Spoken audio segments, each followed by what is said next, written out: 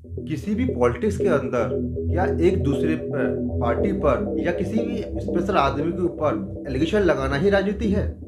अगर बात की जाए हिंदुस्तान के अंदर तो किसी भी पार्टी की हम बात करें यहाँ पर जो है तो हमेशा कोई न कोई पार्टी एक दूसरे के ऊपर एलिगेशन लगाती रहती है। क्या इसी तरह का माहौल उन्हें पसंद आता है या वो क्रिएट करते हैं?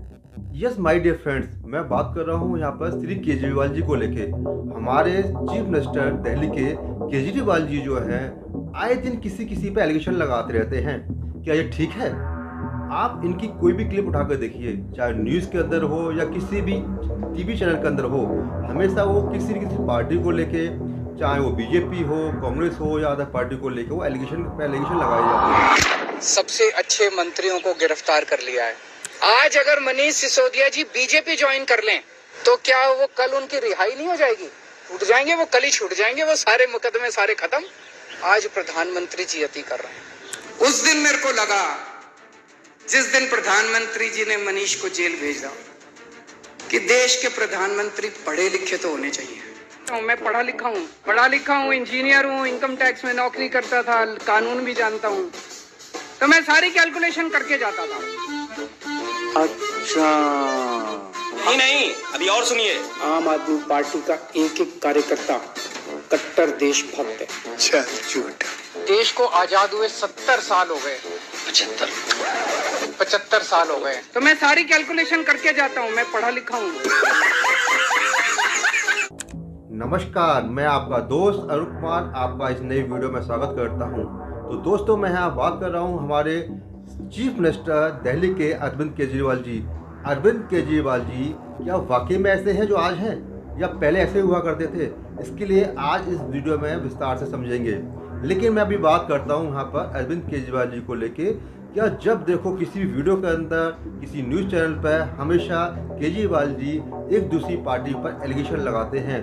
खास तौर पर बात की जाए बीजेपी की, क्योंकि आज के समय में बीजेपी जी सेंटर के अंदर काम कर रही है। ज़्यादातर दिल्ली के अलावा बहुत सारे स्टेट ऐसे हैं जो बीजेपी के पास हैं। अगर हम बात करते हैं यहाँ पर मोदी जी, क्योंकि आज के टाइम में सेंटर में जो गवर्नमेंट है हमारे प्राइम मिनिस्टर श्री नरेंद्र मोदी की है, तो उन पर एलिगेशन लगाते हैं। चाहे वो किसी भी चीज़ को लेके, चाहे वो एजुकेशन को लेके बात करें, चाहे वर्किंग को लेके बात करें, यानी कि वो केवल यही ढूंढते हैं कि उनमें गलती क्या है। क्या पॉलिटिक्स के अंदर केवल एक दूसरे में गलतियां ढूंढना ही पॉलिटिक्स है? दोस्तों, मैं यहाँ पे आपको ये भी शेयर करना चाहूँगा कि पॉलिटिक्स यानी राजनीति का सही अर्थ केवल एलिगेशन लगाना नहीं है। राजनीति बेसिकली आप पहले के समय में जाएंगे, कुछ वर्षों पहले जाते हैं आप जो हैं, जिसमें हम बात करते हैं 1980 से पहले की बात करें, 1950 से पहले की बातें करें हम लोग, तो राजनीति का मतलब है कि समाज सेवा, बेसिकली समाज सेवा से चीज़ निकल के आती है। और मेरे ख्याल से अरविंद केजरीवाल जी को हम उठाकर देखते हैं, जब ये पॉलिटिक्स के अंदर आते हैं उससे पहले भी इन्होंने बहुत सही समाज सेवा कार्य किए। उसको मैं आगे की वीडियो में शेयर करूंगा। आप प्लीज़ इस मेरे वीडियो के अंत तक बने रहिएगा। अगर वाकई में हमारी आपको वीडियो पसंद आ रही है, अगर हमारे वीडियो पे है तो आप हमारे इस चैनल को सब्सक्राइब कीजिएगा। अगर आप नए हैं, पुराने हैं, तो आप अपने फ्रेंड को जरूर शेयर कीजिएगा इस वीडियो के लिए। तो फ्रेंड्स, अभी केजरीवाल जी की आप वीडियो क्लिप देखिएगा, जिसमें वीडियो में दिखाया है केजरीवाल ने, वो हमेशा प्राइम मिनिस्टर नरेंद्र मोदी जी, जो कि ऑल ओवर इंडिया को रिप्रेजेंट करते हैं बाहर के लिए, आज के समय में देखा जाता है तो हिंदुस्तान अच्छी तरह से उभर के आ रहा है। लोग आज के समय में हिंदुस्तान को लोहा मानते हैं, प्राइम मिनिस्टर जी का लोहा मानते हैं। आज के समय में हर एक इंसान की इज्जत करता है। लेकिन वहीं पर केजरीवाल की बात करते हैं तो केजरीवाल जी उन पर एलिगेशन लगाए चले जा रहे हैं। चाहे वो एजुकेशन की बात होती है या कोई भी और वर्किंग की बात करती है। अगर कोई भी काम हिंदुस्तान करता है तो सीधा वो टारगेट मोदी जी को करते हैं। क्या ये वाकई में ठीक है? इसके लिए आप मेरे कमेंट सेक्शन में जाकर बता सकते हैं। आज अगर देश का प्रधानमंत्री पढ़ा लिखा होता, मैं पढ़ा लिखा नहीं हूँ। ये आप पर्सनल अटैक नहीं कर रहे? आप सुन तो लीजिए, आपको इतनी तकलीफ क्यों होती है? प्रधानमंत्री का नाम लेते ही आप कूदने लग जाते हैं। उसमें वो कहते हैं कि मैं हाई स्कूल से आगे नहीं गया। एक और भाषण चल रहा है सोशल, जिसमें वो कहते हैं मैं पढ़ा लिखा नहीं हूँ। पढ़ाई लिखाई जरूरी नहीं है। अगर किसी देश का प्रधानमंत्री ये विचार रखता है कि पढ़ाई लिखाई विकास के लिए जरूरी नहीं है, वो देश कैसे तरक्की कर सकता है? ऐसा विचार उन्होंने रखा नहीं। सुन लीजिए। नहीं, ऐसा तो माय डियर फ्रेंड्स, मैं यहाँ पर इस वीडियो में सिर्फ यही मैसेज देना चाहूँगा, क्योंकि मेरा हर एक वीडियो में एक मैसेज देने का है कि हम क्या कर सकते हैं। देखो, राजनीति अपनी जगहों पर है, इंसान अपनी जगहों पर है। कुल मिलाकर देखा जाए तो केजरीवाल एक अच्छे व्यक्ति हैं, लेकिन पता नहीं वो राजनीति को चलते हुए ऐसी बातें करते हैं, या हमारे मोदी जी बहुत अच्छे इंसान हैं। लेकिन ये अभी हमें देखना चाहिए कि पहले कोई भी पोजीशन से पहले एक इंसान है। अच्छा इंसान बहुत ज़रूरी है। अच्छा इंसान का होना एक बहुत ज़रूरी हो जाता है। जैसे कि मैं यहाँ बात करूँ, हमारे प्राइम मिनिस्टर नरेंद्र मोदी जी के बारे में बात करते हैं, तो हर एक देश के अंदर उनका एक सम्मान है। हर एक देश का नेता उनका सम्मान करता है और वाकई वो सम्मानित हैं। अब यहाँ पर केजरीवाल जी कहते हैं कि नरेंद्र मोदी जी जो हैं कम पढ़े लिखे हैं। तो आपको यहाँ बता देना चाहता हूँ कि नरेंद्र मोदी जी ने खुद ही यहाँ पर एमए की डिग्री की हुई है। ये क्लियर हो चुका है कि उन्होंने बीए की डिग्री भी ली थी, एमए की डिग्री ली हुई थी। केवल किसी भी इंसान का गरीब होना उसकी एजुकेशन को नहीं दर्शाता, बल्कि एजुकेशन अपने आप में बहुत बड़ी चीज़ होती है। एजुकेशन के साथ-साथ आप देखेंगे तो उनके काम करने का तरीका बहुत अच्छा है। लेकिन केवल केजरीवाल जी हर बात पे यही बोलते हैं कि कम पढ़े लिखे हैं, तो ये केवल एक केजरीवाल जी को नेगेटिव की ओर दर्शाता है, जो कि एक व्यक्तित्व को एक नेगेटिव पे ले जाता है। लेकिन शायद उनको ऐसा नहीं करना चाहिए। अब हम बात करते हैं बीजेपी के लिए, क्योंकि अरविंद केजरीवाल जी बीजेपी को निशाना बनाते हैं या नरेंद्र मोदी को निशाना बनाते हैं क्योंकि इतनी बड़ी पार्टी के अंदर हो सकता है कुछ लूज पॉइंट हो सकते हैं या कुछ गड़बड़ी हो सकती है, क्योंकि एक नेशनल लेवल पर काम करना और स्टेट लेवल पर काम करने में दोनों चीज़ों में डिफरेंस आ सकता है।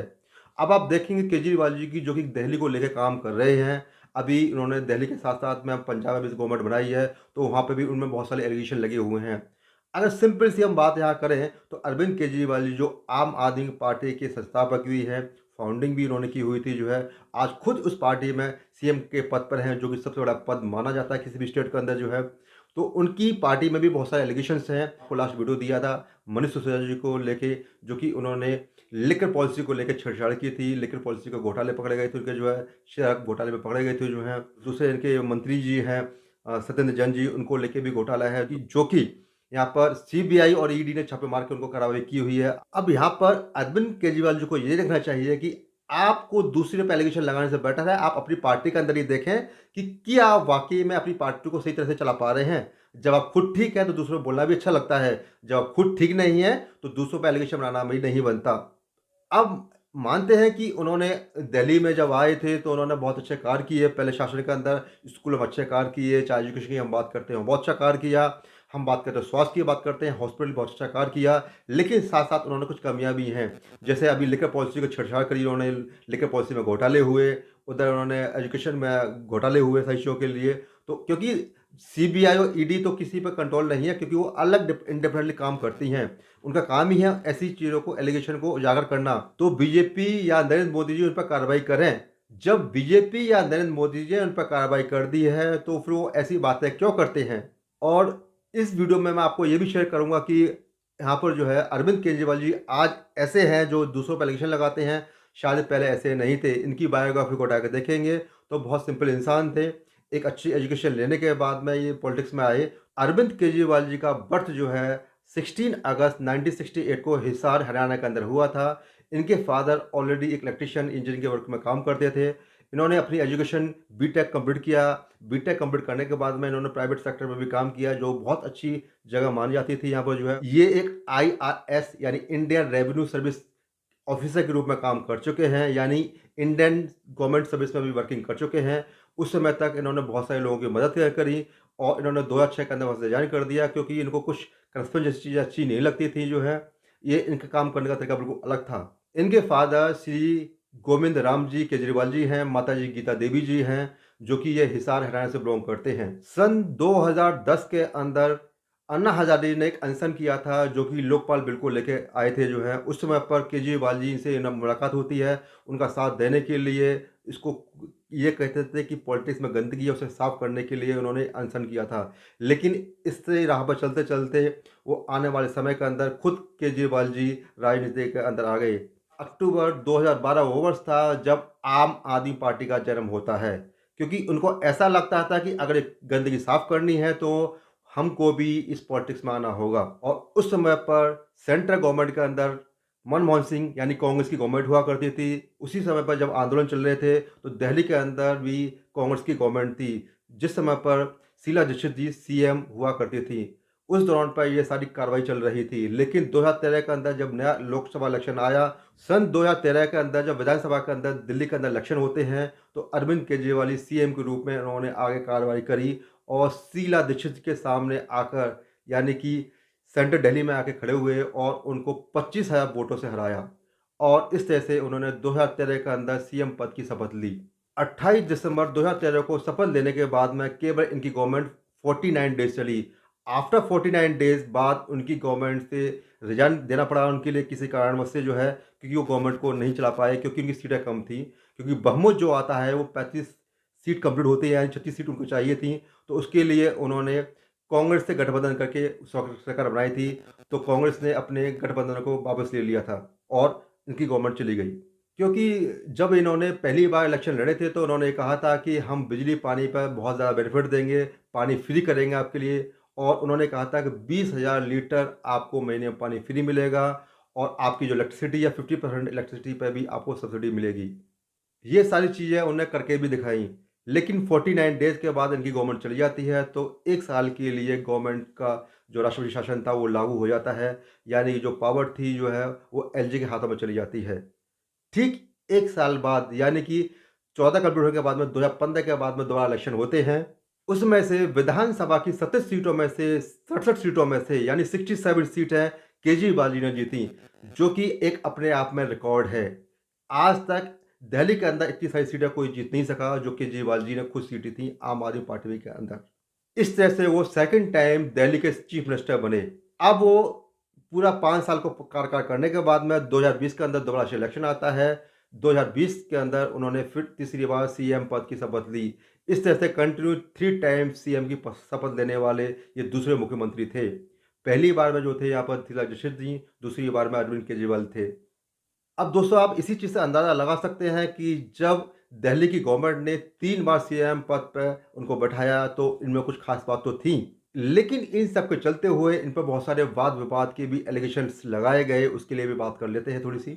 यहाँ पर एलिगेशन की बात की जाती है तो पूर्व गवर्नर राजीव जंग जी के साथ में बहुत सारे एलिगेशन लगाए, इनके पास बहुत वाद विवाद रहा उनके साथ में। यहाँ दिल्ली पुलिस की बात करते हैं तो दिल्ली पुलिस को लेकर भी काफ़ी विवादित हुए। वो हमेशा यही कहते थे कि दिल्ली पुलिस को मेरे हाथों में दे दो, मैं इसके सब सिखाऊंगा उसके लिए। मतलब कुछ ऐसे वर्ड को इस्तेमाल किया गया जो कि सीएम को ऐसे बातें नहीं करनी चाहिए। अच्छे सीएम से उम्मीदें नहीं कर सकते। हम यहाँ पर टीवी ऐड की बात भी करते हैं तो वहाँ भी बहुत सारे विवादित हुए। यहाँ पर कुमार विश्वास हैं जो उनके मंत्रिमंडल के अंदर रहे, उनकी पार्टी के अंदर रहे। चाहे प्रशांत भूषण जी हैं उनकी पार्टी के अंदर रहे, उनसे भी विवाद रहे। योगेंद्र यादव जी हैं, वो भी विवाद में बहुत ज़्यादा रहे। और यहाँ पे हम बात कर लेते हैं और सबसे बड़ा इलेक्शन लगाया कि पैसे लेकर टिकट देने वाला, इस तरह के विवाद रहते हैं इनके साथ में जो है। तो इस तरह की इनकी जीवन शैली रहती है सारी चीज़ों के लेके। तो क्या वाकई में अरविंद केजरीवाल जी एक अच्छी व्यक्ति है या फिर कुछ और? आप यहाँ पे हमारे को इस वीडियो के माध्यम से भी बता सकते हैं कमेंट सेक्शन में जाके। क्योंकि मुझे ऐसा लगता है कि समय के साथ-साथ इंसान अपने आप को बदल लेता है, लेकिन ये बदलना ठीक नहीं है, क्योंकि हमें हमेशा हर स्थिति के अंदर पॉजिटिव रहना चाहिए। तो माय डियर फ्रेंड्स, मैंने आपको एक छोटा-सा वीडियो देने की कोशिश की, आपको एक्सप्लेन किया केजरीवाल जी को लेके, और मैं उम्मीद करता हूँ कि आपको सारी चीज़ें पसंद आई होंगी। मैं ऐसी वीडियो के साथ में आपको मिलता हूँ नई वीडियो में। तो thank you very much, bye bye.